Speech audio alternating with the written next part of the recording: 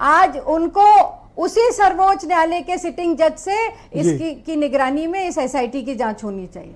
पर ज्यादा देर बवाल न करिएगा, 1 घंटे में निपटा लीजिएगा। 12 बजे से सदन आराम से चलाना है। बहुत शुक्रिया आपका हमारे साथ, कृपया हम सकारात्मक चर्चा जी, बहुत शुक्रिया आपका। मैं प्रसन्न चौधरी जी को आमंत्रित करता हूं, राष्ट्रीय लोकदल के विधायक हैं, हमारे साथ मौजूद है। चौधरी जी, बहुत शुक्रिया हमें समय देने के लिए। बीजेपी की तो ऐसे तैसे कट जाएगी, आपका क्या होगा? नहीं, आप क्या कह रहे हो? मैं कह रहा हूं बीजेपी तो देखो अपना कैसे तैसे हैंडल कर लेगी, आप लोग का कैसे हैंडल होगा? नहीं, हमारा तो हैंडल पहले से ही है। अब ये जो चिल्ला रहे हैं लोग, अब ये अपने गिरेबान में क्यों नहीं झांकते? जब मंदिर बनने लगा तब ये लोग कहाँ थे? आज इन्हें चढ़ावा चोरी की बात हो रही है। और जब कानून है, कानून अपना काम कर रहा है, एसआईटी बनी है, जो दोषी है उनको सजा मिलेगी। और क्राइम और क्रिमिनल का कहीं भी कोई भी हो सकता है, इसमें कोई वो नहीं होता कि वो किसी जाति से है, किसी धर्म से है, उसका व्यवसाय क्या है। वो कहीं भी कोई गड़बड़ यदि होती है, यदि वो करता है तो उसको सरकार जवाब देती है। और उत्तर प्रदेश में तो कानून व्यवस्था के ऊपर ही तो उत्तर प्रदेश को आज जिंदा है, और उत्तर प्रदेश का आज पूरे देश में, पूरे वर्ल्ड में नाम लिया जाता है। तो ऐसा कहीं है नहीं, जो जिसने गलत किया होगा उसे सजा मिलेगी, और मिल रही है। अब पता नहीं ये लोग क्यों वो कर रहे हैं। इनको पास मुद्दे तो कोई है नहीं उठाने के लिए, जनता के लिए काम करने का इनका मन नहीं है। हमेशा दिखावा करना है, फोटो खिंचवाने हैं, सदन को चलने नहीं देना है। जहां चर्चा होनी चाहिए वहां चर्चा होनी चाहिए, उस चर्चा पे बैठे, उस चर्चा को करें, सार्थक चर्चा करें।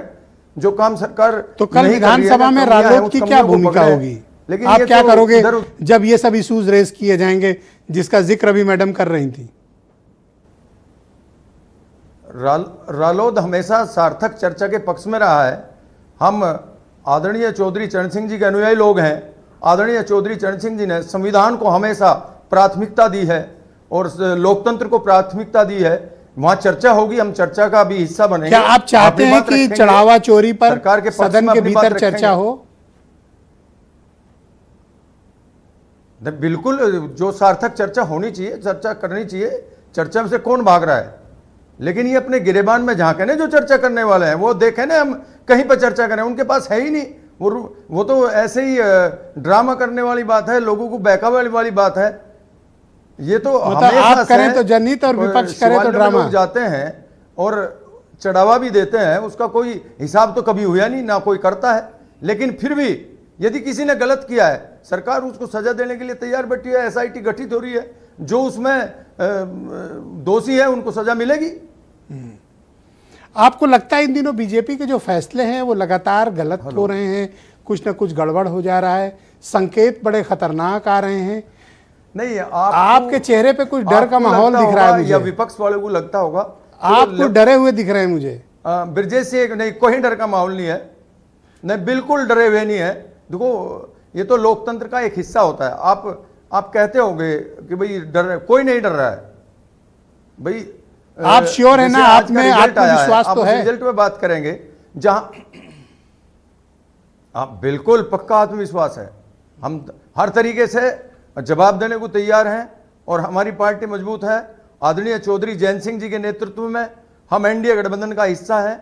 हर समय पे, हर पल पे हम जवाब देने को तैयार हैं।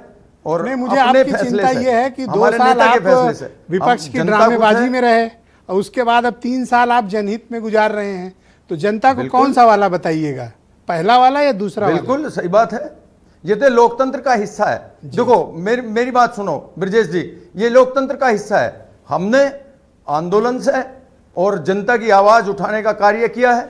अब हम सरकार में रह के जनता की आवाज को उठाते हैं। थैंक यू सर, बहुत शुक्रिया। कृपया हमारे साथ सर बने रहिएगा। जनहित के कार्य हैं, बहुत शुक्रिया। कार्य करने का काम करते हैं।